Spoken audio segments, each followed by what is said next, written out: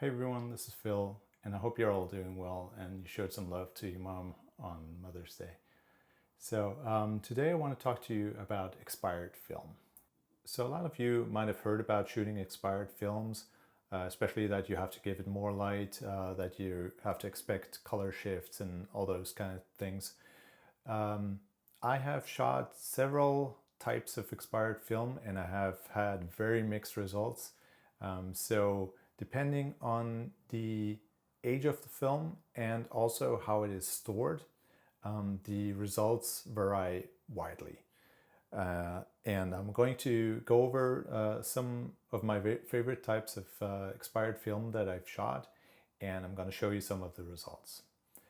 So first off, what happens if a film is not stored properly? You get extreme color shifts and very, very unreliable results. So I'm going to start out with some examples of film that did not work out for me. So I hope this will be of interest to you. So the first thing I'm going to show you is the worst expired film that I've ever shot. This was a roll of Kodak Advantix that I shot in my little Canon XC that I showed you in my camera history video. These just turned out completely atrocious. So you can see these are basically made up of green and red tones, and the color shift is just extreme. And I couldn't save a single picture of this roll. So yeah, these were pretty disheartening. And I think one of the issues with this is that the XC doesn't offer an option to overexpose the film.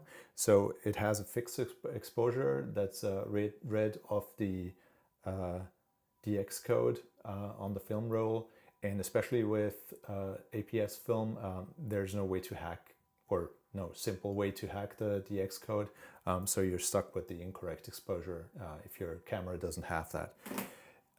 Another roll that didn't work out for me was a roll of Konica Centuria film that I also shot on my XC.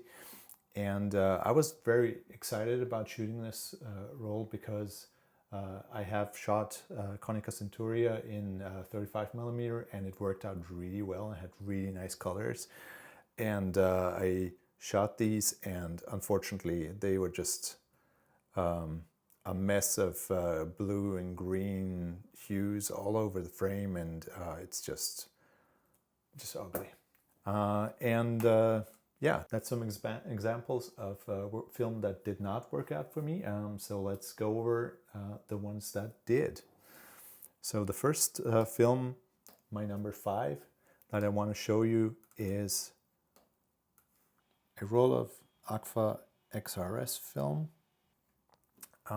that I shot sometime last year. This was actually one of a batch of expired rolls that I grabbed from a photography store in Shanghai when I was over there, and it was one of the first expired rolls that I shot, and it turned out okay. I think this is an aesthetic that some people will like. It has a lot of grain, a definite blue shift, and the dark areas, the underexposed areas, definitely show a lot of that grain and a lot of noise in them. And there's just one picture that was taken in extreme sunlight, unlike the other ones. This one has a slight magenta shift, I think. The dark areas still have that bluish tint to it, but the overexposed areas, these are very close to overexposed. They're actually just inside the exposure spectrum, I think. Yeah, this worked out okay for my taste. It's not an aesthetic that I love, but I think some people would really appreciate that. So the next roll that I want to go over is some Konica Centuria. This was in 35 millimeter, and this also has a slight magenta shift, so it looks kind of pinkish, purplish when shot in daylight. It has a lot of contrast and definitely more noise than I would have expected in a brand new roll of film. This was a 400 speed film, and I believe I shot this at 200. And this started to really shine when I shot it at night. So when I shot these at night, it just turned out really nice colors, and it's great and sharp. And I was really looking forward to shooting this film again, which was why I hunted down those APS spools. They were actually really hard to find because I think they were discontinued pretty early. But as you just saw, those didn't turn out. So the next film that I want to show you is a roll of Fuji Nexia. This is my number 3 expired film. This is also an APS film, but unlike the other rolls that I got, these were actually stored in a refrigerator. These were given to me by a friend of mine who saw that I hunted down that APS camera, and he gave me some film to use in it. So he actually had these in his fridge, and they turned out with much less of a color shift than I had expected. So these definitely have a shift in contrast. So they have extremely high contrast.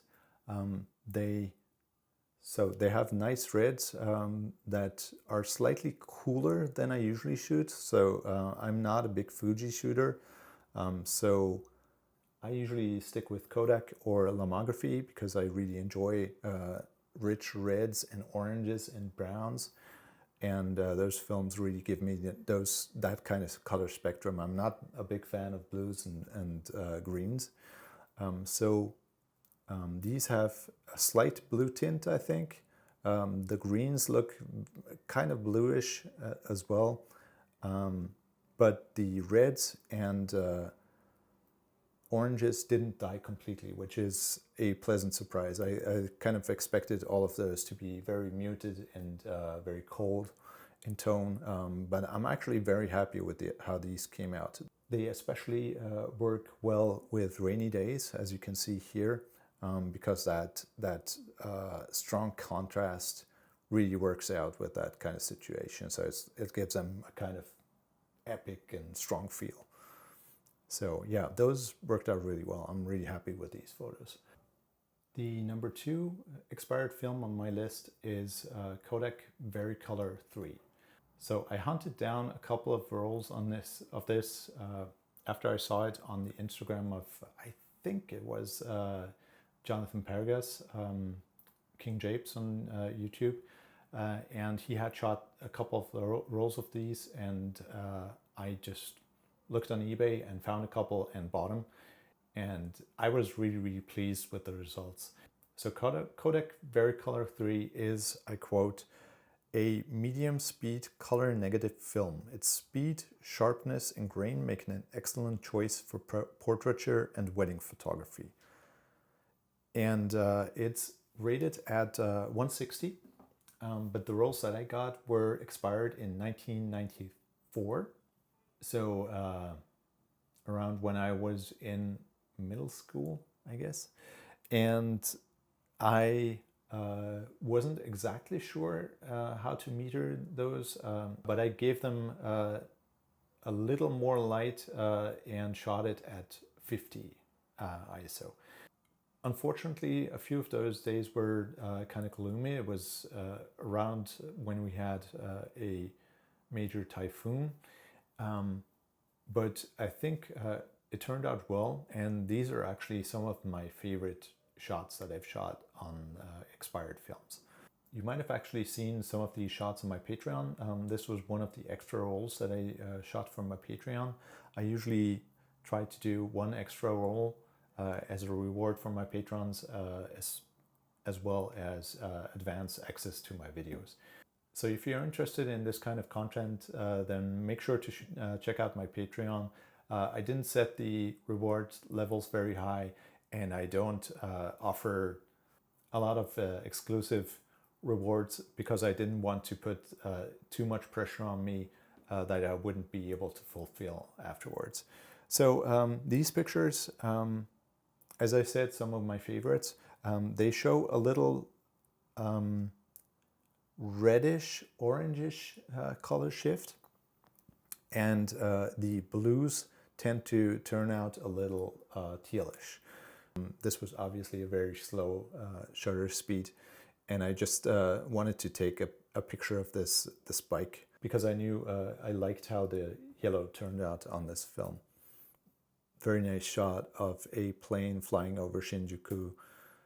This is one of my favorite shots that I've shot on expired film or film in general. This flag outside the Marui department store was just getting whipped around by the approaching typhoon, and it just looked really, really nice, and I'm very happy with the shot. As you can see, the orange, yellow, and red tones are very, very nice on this film. It eliminates a lot of blue, so the blues get kind of muted, and the yellows and oranges really shine. All right, and the last film that I wanted to show you is something that's very special for me, and that's why I put it at the end of my list, because it means a lot to me. These are actually objectively not the best photos. This film did not produce great colors. It had a lot of color shifts towards blue and green, but I have an emotional connection that I'm going to show you, and this film is Ektar 100. This roll of Ektar 100 expired in 1993, and the branding on the film box actually had the Olympic logo on there, because apparently Kodak film was the official film of the Olympics at that time. And I just loved the design of this packaging. The cartridge looks super neat, which is why I took it back home. And because it has that Olympic logo on the packaging, I figured I wanted to use it to shoot some portraits of Olympic archers. So as you might know, I work in archery.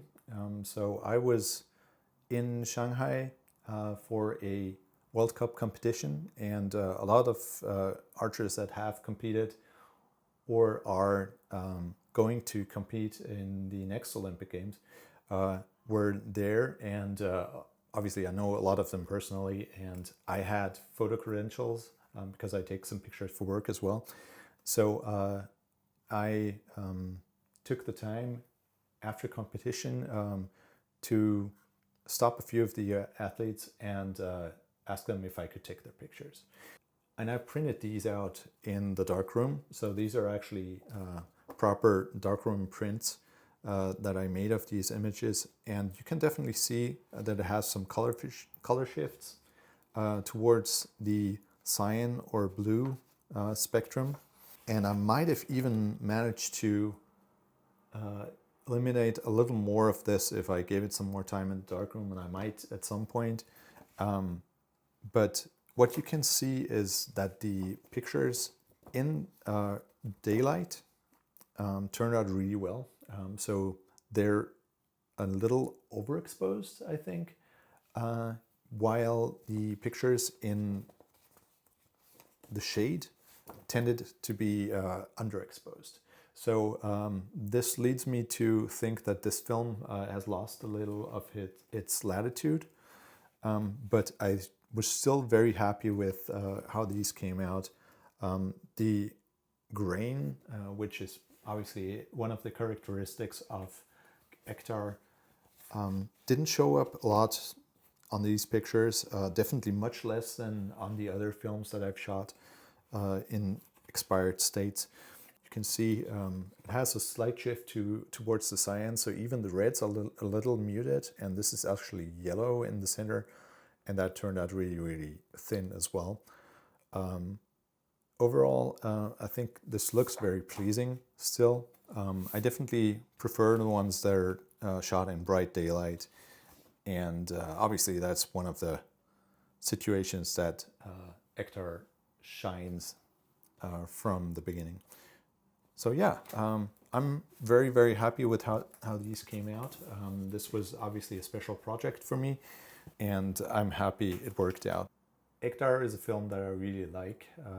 It's the first color film that I shot on my Bessa, and I'm really in love with the colors that it gives. So that's it for today. I hope you enjoyed going through these expired film stocks with me. If you did, please make sure to hit the like button, subscribe to my channel, and hope to see you again.